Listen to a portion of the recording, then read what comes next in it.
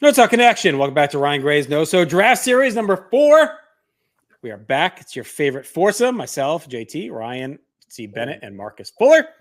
Here to do more draft fun. Hopefully you enjoyed our previous entries. We are simulcasting this on audio and video on YouTube at NoSo Connection, and audio on all podcast applications at NoSo Connection as well. Coming at you monthly with these drafts, and we have another fun topic here tonight. Ryan, what are we talking? We are talking about new generation tag teams. Our first episode was Golden Era tag teams, and the new generation tag team is roughly from, I guess, WrestleMania 9 to Survivor Series 96, that time frame, SummerSlam 96. It's more of a feel. I think. That's what I would say. Some want to time box it, but I would say it's like a feel you have of new generation. But if I had to time box, I'd say WrestleMania 9 to about the fall of 96. I'll put it that way. Fall of 96. Yeah. So yeah, that's where we're at. Like, we're not going to pick Hulk and Beefcake. That doesn't feel like new generation. That feels like the golden era. We're not going to take the headbangers, even though they're kind of around at the end of 96 a little bit. They're like more of a Blackjacks kind of pop in at the end of 96, but those are more attitude era teams. So that's what we're looking at. We're going to go 6 rounds. And as a heads up, this drops off a cliff very quickly. As one brilliant mind said, it's similar to this year's NBA drafts, where it's not really a clear number one, some high-end teams, and then it goes downhill quickly for sure. Yeah. But I feel like we'll be going to France for a lot of unknowns. And the one thing I will say is when you pick a team, you only get their output from that stretch. So if, a team that had like a legacy behind them, but only had a couple of matches, say, we have like the Rock and Roll Express, let's right, whatever.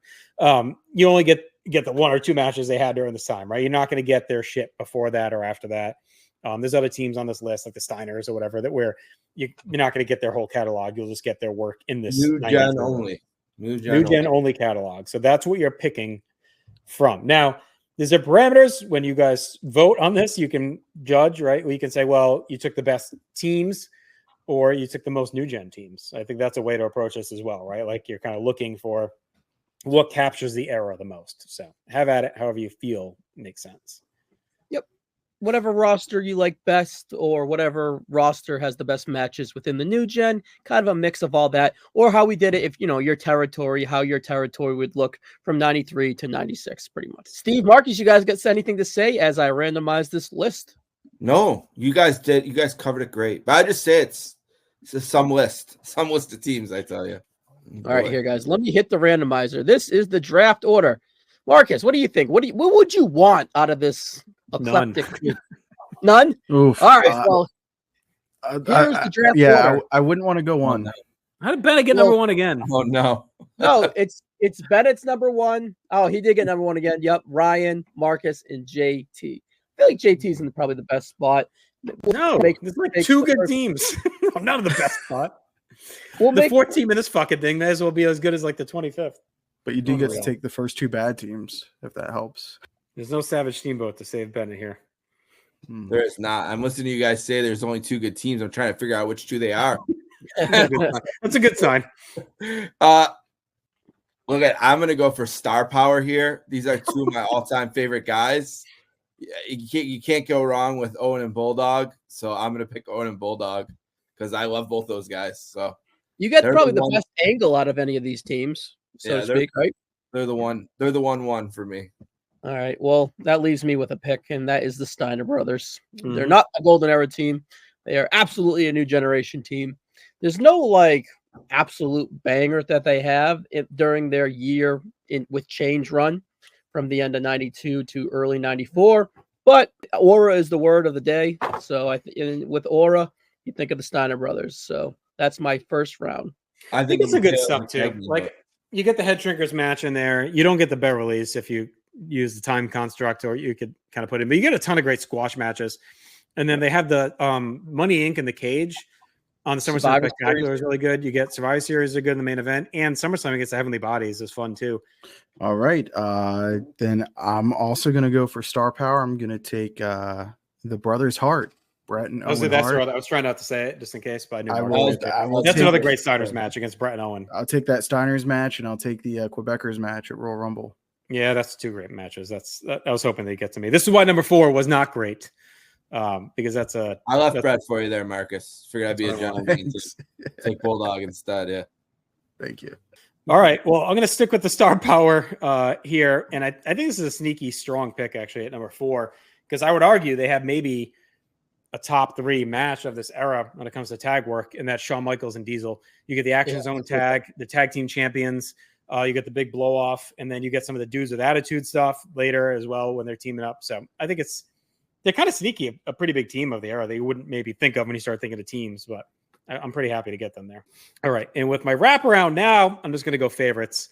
It's real hard to pass up one of my favorite teams of the era. We're not the mountains. The Quebecers, Jacques and Pierre. With my all-time favorite manager, Johnny Polo. It's an amazing package. Everything holds up with those guys. Polo's amazing. All those promos he cuts are so good. I love their little run nestled in that late 93, early 94 shit, because they're, when they beat the Signers, they screw them over. They're fun going into Survivor Series. And then they have this weird little feud on TV where it's like Polo versus Kid and Jannetty with the Quebecers. So they have the match where Kid and Jannetty beat them, but then Polo like fights Kid on Raw, and he's going to fight Jannetty before Jannetty gets fired. Then you also get the Men on Mission match at Mania is pretty good. The Head Shrinkers title change is pretty good. And you get the Bret Owen at the Rumble, which is awesome. So I think they're a very new gen tag team. They're kind of the team of that year right there from late 93 to early 94. I'm going to take a team that I have in my tier 1 ranking, but I'm not even sure if the output justifies it, but I do love the complete package. Of course, it's at the end of their run. I'm talking about the Black Jeans Smoking Guns with Sonny, tag team champions. It didn't last long, but that is one of my favorite tag runs in general. I just thought they had such a cool look. Presentation with Sonny. They felt like a complete package. And they really only had that decent match with Owen and Bulldog where they lose the titles really to show for it. But that's just how I remember the Smoking Guns. They don't hold up well. I don't know. Doing Warzone with Chad, like they've been one of our things that was like, they just, yeah. I don't know. They have some highlights, some blips. Right. They're very memorable. They're all, they're just kind of known from that era. But it's not, and you hear it on New Gen on Mission as well. They're talking about how like they almost feel like they're not even around half the time for those first couple of years, and then they ramp back up in 95, 96. But they have some fun stuff, but it's not. What 90s star had a bigger drop off from unbelievably beautiful and star power to just disgusting and ruined, like Sonny or Whitney Houston? Brooke Shields. Sonny's heartbreaking. I still regret not meeting her when I was at the WrestleCon. Breaking too, though. The 2018 WrestleCon in Philly, like she had no line. I was just standing there, and I stood there and I froze. So I'm like, I've waited my whole life to meet Sonny, and it was before she really went. She had been in jail, I think, but like really went off the rails. And I have the perfect opener. We have the same birthday, so it was like I had something to talk about right there in front of me, and I just couldn't. There was a famous Hollywood Dave story. We got about 30 emails on and 24-inch podcast where he bragged that he was pretty sure he was going to bang Sonny one night. He met her at some like bar of the Jersey Shore. He was like, he was so smooth. He said he like didn't mention wrestling, pretending like he didn't know her, but then they came out of the bar together, and one of Dave's friends saw him, was like, "Oh, you met Sonny, you're the biggest wrestling fan," and like blew his cover, and he thinks that's why he didn't get her that night. But I'd say I had a non-zero chance. Be another reason or if two. I would have met her at the WrestleCon, it was a non-zero chance. I'll say that. Yeah, you would have got her. Yeah, you and Dave, you both could have had a chance with Sonny. You guys could have been Eskimo brothers. Now you're imaginary Eskimo brothers. We may be. You never know. All right, I'm gonna go to the family. I'm going to the Head Shrinkers. Throw up your ones. So I have a headlining match right off the bat with the Head Shrinkers versus the Steiners. It's a great pick. I mean, you have two great squash teams. So if nothing else, you're going to have some fun TV with those guys. But the Head Shrinkers have some really good stuff during that era too. So it's a strong pick.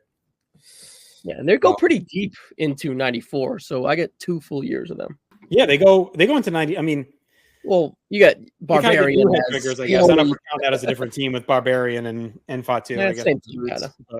But the actual ones go into the original Fatu and Samu go into the fall of 94. So I was hoping that the last couple picks might fall to me here. But kind of like in the baseball draft, I feel like I'm getting guys with the lower slotting. You know, like I'm going to have enough money to sign this class.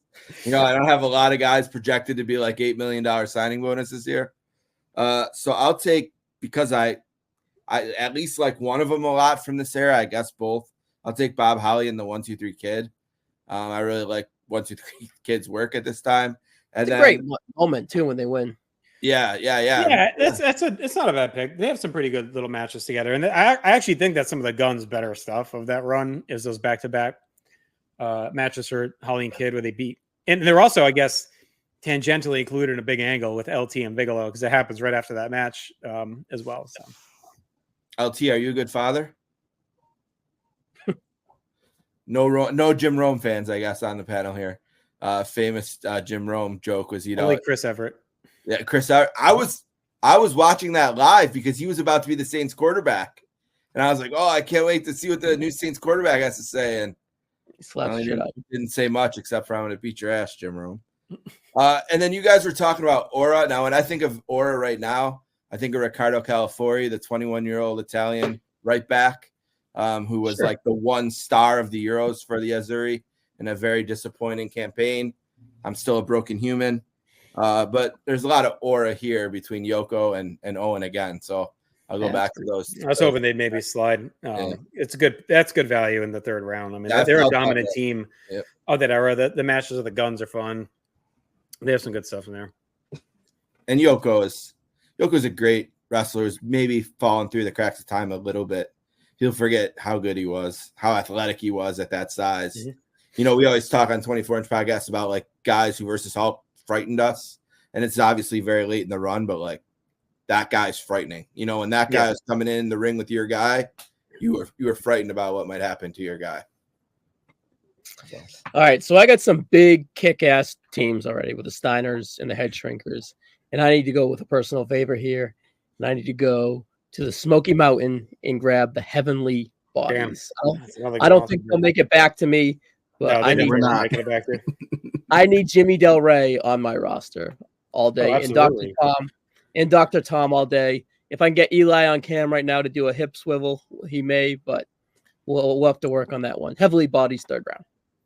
Yeah, I mean, you got to get the Gigolo in there. You got to get Dr. Tom. Jimmy Del Rey. I wish Marcus had the hair down so he could do the full Dr. Tom.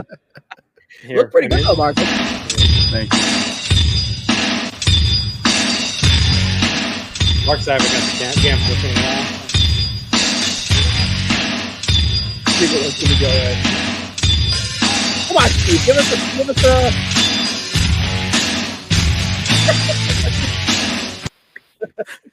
That's impressive. All time. Great team. We're gonna get the chicks down on this one now. Yeah. She is a fan of tag teams. Sonny's a fan of tag teams. We may get her. Right. They're fantastic in ring too, by the way. You think she's got a phone in the joint, Sonny? I don't know. Her ears are going to be ringing after this episode, though. You can always say you bang Sonny. You never have to say what year. With my pick, I will take Razor Ramon and the 1-2-3 Kid. God damn it. I know they got some good matches with the Guns, I believe, where they're about to win the tag titles, and then 1-2-3 Kid messes up, tags himself in, so they got some angle. Well, they decided the Action Zone tag too. That's why I was hoping to maybe sneak him in. They got the Action Zone tag, yeah. So they got some sneaky stuff. I'm pretty sure they got some matches against another team, which will probably get taken here pretty soon as well. Ugh. Those last couple of picks completely decimated anything I had going on here. The clip will start really, really, really fast. We're off the cliff now completely. Oh God! All right. Just every pick here, you feel like you're going to reach, but you're really not. No, we're not. It's just they all suck. All right, I'm just going to go with one of the most over teams. I'm going to go Men on a Mission. I think they captured this generation anyway. You think of them, and their heel stuff isn't bad. Once they start teaming after King Mabel and like Sir Mo, they have those couple of matches on Raw. They're in the tag title mix a little bit, and then they are so over. I think it's one thing that has stood out in the New Gen on a Mission podcast, chronicling that is just how over they were. Like the pops were huge for them. They had the fun match at 10. So whatever. Men on a Mission it is. How do we not do the mom dance, but we do the Jimmy Del Rey dance for 15 minutes? That's true. All right. Hey, fuck. They I'm just gonna- they do deserve to be, as we're halfway through the draft. Men on the Mission definitely deserve to be on the first half of it. They're one of the scrolling first through. tag teams I think of in this era. At least they're a proper tag team for the most part, right? Right. Yeah. No, they're a big part of the era for sure. I mean, Yeah, they're like the only tag team without Owen Hart in it. and especially like I said, that back end where they're heels, like they have some decent stuff at the end run there. I'm doing the old refrigerator gimmick with this list. I keep going up and down it, hoping to find something in the back here, but there's nothing. There's nothing popping. I gotta have one more can of Pepsi back there. It's gotta lemon be juice. something. Damn There's it. got to be something decent. Can of Pepsi. What the fuck? Wild cherry Pepsi. Yeah. All right, I'm gonna do it. I'm just gonna take Money Inc. I can feel Aaron George sticking a knife through his chest, but like they're not great. But that little stretch in '93 is like okay-ish. I feel like their star power is at its peak. If we're counting 9, that match is terrible. But if we start the next night, maybe it's not as bad.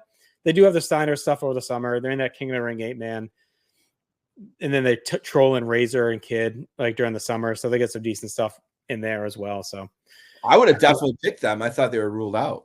no, I don't think we ruled them out. I think we said if it's WrestleMania 9 on, I think we're counting them. Bad just job fun. on my scouting team not to have him on the board. They're just golden era, whatever. They trickle in. I will go ahead and select the tag team I was talking about. Going up against Razor and Kid, I'll take Double J and the Roadie. Oh yeah, that's JEFF, JRRETT. Till he quits. Yeah, they don't have a ton together. They have the handicap it in your house, and then I think maybe a couple of Raw things. Is that it? I don't think there's much there. No. All right. I feel like I need a babyface team. Bret Hart and William Crowder. I feel like it could be a stretch to grab them this early, but it's probably not because the roster is super thin. And it is the allied powers of the British Bulldog and Lex Luger. And I get that very mediocre theme song. I can just picture them. I did debate them when I took Money Inc. Honestly, that was my other choice, only because of the theme song. I do like the theme song; it's a great mashup. The theme song falls off a cliff, just like this draft. It starts off fantastic, and then it just swan dives. The highlight is them with that theme at WrestleMania 11 before the match, and then it's right with all those stupid, terrible fireworks. Yeah. Absolutely. That's a team that should have worked. Yeah. I don't think this is going to win me the draft, but I'm going to stay true to myself. I found a loophole to connect back to my era of wrestling, because it says here we can pick any members of the $1 million team, or what's it called? The $1 million corporation. They had to have teams, though. They have to have team. They can't just be any two. It says any two. Ryan is just not good at explaining things. I think they have to have at least teams. Well, how the hell am I supposed to know which? We'll just say who it is, and I'll let you know. Well, I was gonna say Nikolai and Bundy because those two are from my era. Did they have a match together? Sure. See, I was following the rules where just take the whole corporation, and then you can wear the set. You can get Bigelow and IRS. You can get Bigelow and Tatanka. Hey, it's Psycho Sid. You get Tatanka and Sid. Yeah. Yep. See, I got a nice 1, 2, 3 Sid, Kid and Sid. Stone Cold, but when he's the ringmaster. No, the corporation. He's not in a tag. He's not in a tag. The corporation's dead by then. SS DiBiase is just his manager. All right. Well, you have to update. It's actually really good value pick, Steve. You have to update their Wikipedia. No, I'm excited. I didn't realize I'd get all those guys. I mean, that's great. Well done, Steve. Yeah, no one has ever said getting the $1 million corporation and any draft is great. Yeah, I'm very happy. I'm very proud of myself. All right, and then the next pick, I kind of want to pick one of these weird like teams that, like what were they thinking kind of teams, like for the fun of it. So how about the New Rockers? Like, yeah, that's not a bad pick actually. That's actually not bad. Leaf Cassidy and Marty Jannetty. Yeah. It's rather good. I like Marty. He's a good lad. He's, his own worst enemy, but he tells great stories. Who knows if they're true, but he's fun. It'll be fun for the locker room. It's let him talk, Yeah, it's like Hollywood Davish with the son. Yeah. Who knows? But yeah. So I think that's actually pretty good 1-2 you did there in the third, fourth round. So I'm happy with it. I'm very, very happy. I'm actually very happy with this pick too, and that is the Body Donnas, Skip and Zip. And I'm going to steal Sonny from the Smoking Guns and get her a little bit longer. Yeah, Everyone else, everyone else has had a piece of her. Cloudy's right in your wheelhouse. Yeah. My turn with Sunny. Ryan's having sunny days. Cloudy's like right in your alley. All right. I want to snatch a team. I put them on the list, fought for them to be on the list. I want to make sure I grab them. Personal favorites of mine, and that is PG-13. They have 2 Raw matches, and they have a great match with the Smoking Guns that is straight out of Memphis. And then that's it for them until they pop back up with Survivor Series 96. But I absolutely love their work together. And I wish there was a lot more of them, but I will take the squash match they have, and then the match against the Smoking Guns on Raw. Good. You got a good merch. You got a good merch angle there too, because remember when that movie came out, there was all those shirts were straight out of something. You can make straight out of Memphis merch. There we go. Oh yeah, so you got a good merch angle there. A lot of Memphis on the list. God, this is awful. All right, so I don't want to take this team, as I think their best stuff is after this, but they at least have a lot of matches. I'm going to take the Godwins. Man, they're pretty over. They're again like kind of a big new gen team. You get Hillbilly Jim. Yeah, you get Hillbilly Jim. I think their best stuff is his heels in '97, which we don't get as part of this, but whatever. At this point, slop. All right, and the next one's my last pick, right? Yep. All right.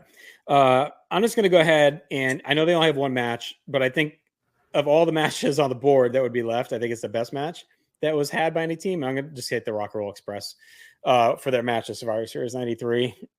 Best match that night. Yeah, they come back later, but it's after this era, so I'll take that. They get a good pop, and it's a fine match. It's better than some of this other shit that's on here. Yeah. Oh boy. Yep. What am I going to take? It's going to be the first draft ever with no honorable mentions. Last month we were like, we could have done this, we could have done this. And there was probably another 15 to 20 we didn't even say, you know. Yeah, we almost had to cut Steve out of this one and do a 3-man. We should have done 12 rounds in the last list. Split it in half. Yeah, just in 2 parts. Yeah. Yeah. Yeah, this is rough. Contemplating taking Shawn Michaels Knights from Survivor Series 93. That's how low this is getting. Terry I'm gonna It's like the most boring match possible, though.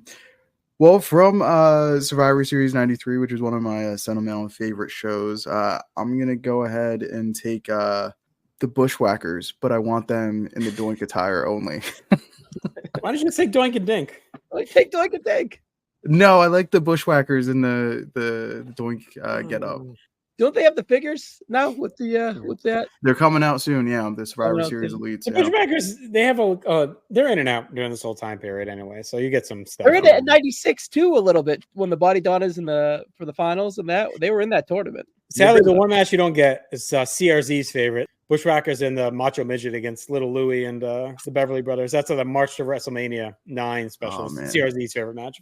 Good vibes too in the locker room. Those guys just want to drink beer and shout and lick each other, you know.